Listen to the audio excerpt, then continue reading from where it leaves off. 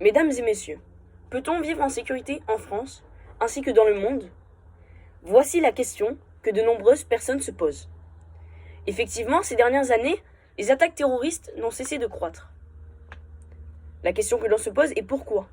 Pourquoi des innocents devraient être tués? Par pure fantaisie?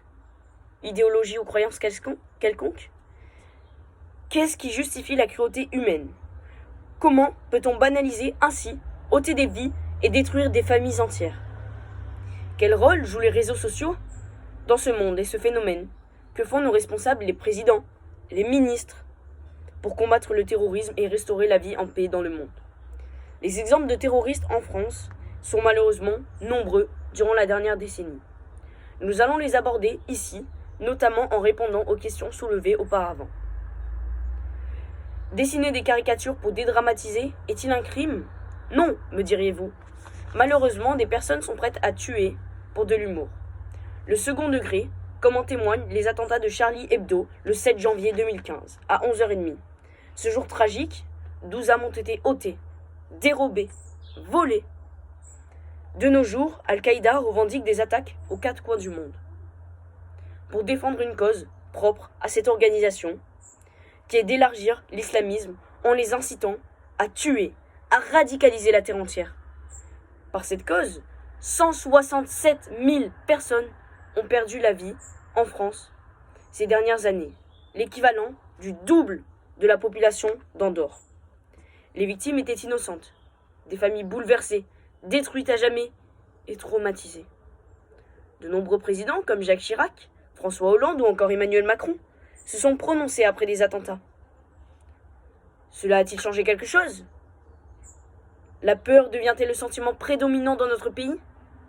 La boule au ventre pour un quelconque rassemblement censé être un moment de joie? Tel un feu d'artifice, comme en témoigne la tragédie du 14 juillet 2016? Le 14 juillet 2016 est un jour de fête devenu un jour de deuil pour de nombreuses familles vivant dans les Alpes-Maritimes. Le jour où un terroriste a décidé de foncer dans la foule et faucher plusieurs âmes innocentes pour une cause incompréhensible et injustifiable. Désormais, j'aimerais vous poser une simple question. Enseigner, débattre avec ses élèves un sujet d'actualité et exprimer ses opinions en tant que professeur, est-ce un crime? Question rhétorique, me diriez-vous? Sans hésitation. Eh bien non. L'école est censée être un endroit de respect, où les élèves s'instruisent, se cultivent et échangent et expriment. La sécurité doit être garantie à l'école, comme indiqué dans les textes de loi, elle devrait s'appliquer. En effet, dans l'article 5 de la Déclaration des droits universels, il est dit que nul ne sera soumis à des peines ou traitements cruels, inhumains ou dégradants. Ceci s'applique aux élèves, aux enseignants, tout membre de l'enceinte de l'établissement, afin de respecter les valeurs républicaines. La France entière s'est réveillée le 16 octobre 2020 en voyant le soleil noir de la mélancolie. Samuel Paty était un professeur d'histoire qui exerçait son travail avec respect et dignité. Il était un enseignant investi et passionné par son métier, soucieux de la réussite de ses élèves. La faucheuse de 18 ans n'eut guère pitié et lui apprit la vie, non pas dans un champ, mais dans la rue. Pendant un cours, un débat est lancé sur la publication des caricatures de Mahomet par Charlie Hebdo. Une opportunité pour les élèves de partager et échanger avec un professeur investi, comme était Samuel Paty. Une élève partageant les opinions du professeur avec son père, celui-là en publiant sous les réseaux sociaux les échanges de la clash, a déclenché le fanatisme et la cruauté des extrémismes. La faucheuse de la mort a retenti, pour abattre, dans la pure cruauté, un innocent, Samuel Paty.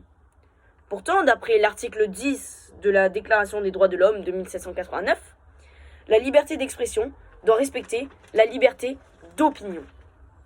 Désormais, comment expliquer à un orphelin de 5 ans que son père a été assassiné par un terroriste, juste en exerçant son métier?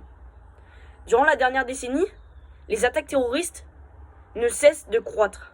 Les organisations terroristes prennent énormément de terrain en se servant directement sur nos territoires, embauchant des bourreaux à l'enceinte de nos prisons.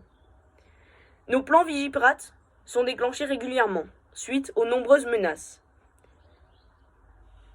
Nous vivons ainsi dans un climat d'angoisse permanent.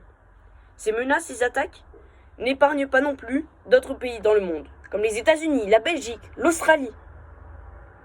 Les réseaux sociaux servent de véhicules pour manipuler les internautes et l'opinion publique. Aurions-nous pu épargner la mort de Samuel Paty en le mettant sous protection suite aux menaces de mort qui ont surgi après la publication du débat sur les réseaux sociaux?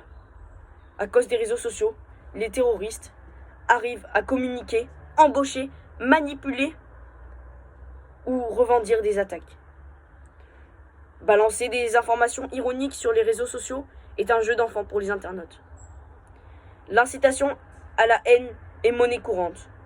Pourtant, l'article R625-7 bannit la provocation non publique à la discrimination, à la haine ou à la violence à l'égard d'une personne ou d'un groupe de personnes à raison de leur origine, ainsi de leur appartenance ou de leur non-appartenance, vraie ou supposée, à une ethnie, une nation, une prétendue race ou une religion déterminée, et punie de l'amende prévue pour les contraventions de la 5e classe. La sécurité est menacée en France à cause du manque d'effectifs, d'une part, et de la prolifération des formes d'actes terroristes. Près de 2000 personnes sont, de près ou de loin, impliquées dans des phénomènes de radicalisation religieuse violente ou dans les filières de recrutement djihadiste. Les modes opératoires des terroristes sont variés et évolutifs, perpétrés par des individus endoctrinés. Ceci rend les menaces difficiles à détecter et à neutraliser. L'arsenal juridique français est déjà renforcé depuis une dizaine d'années, permettant de juger des ressortissants français pour leur participation à des infractions terroristes commises à l'étranger. Ceci représente un énorme progrès pour combattre ces barbaries. Mais est-ce assez? La mort de Samuel Paty aurait pu être évitée très simplement d'après moi. En tant que citoyen de la génération Z, avec Internet et les réseaux sociaux, j'appelle désormais à la responsabilité civile et à la vigilance de chacun d'entre nous pour détecter les publications, extrémismes et fanatiques. Soyons prudents et évitons de tomber dans le jeu des réseaux sociaux. N'oublions pas que notre pays est un pays laïque et démocrate. Vive la République et vive la France. Merci pour votre attention.